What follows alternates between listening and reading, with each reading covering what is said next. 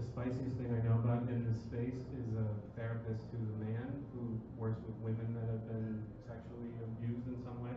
And the way that he gets them to work through their trauma is that they take MDMA together and they get naked together to show her that it's okay to be next to each other with a man, that you can be safe.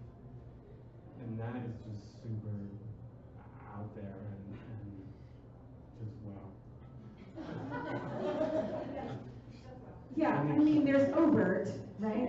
I would call that very overt gesture.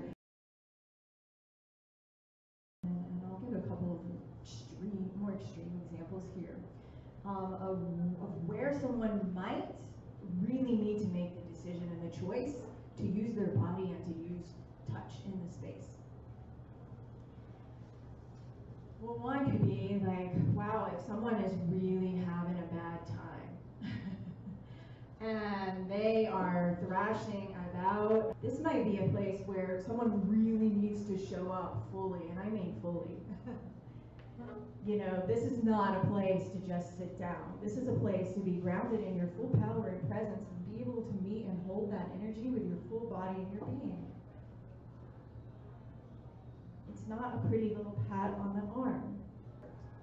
And so how do we contain and support that without just going into restraint and resistance, which is, if you have seen some of the videos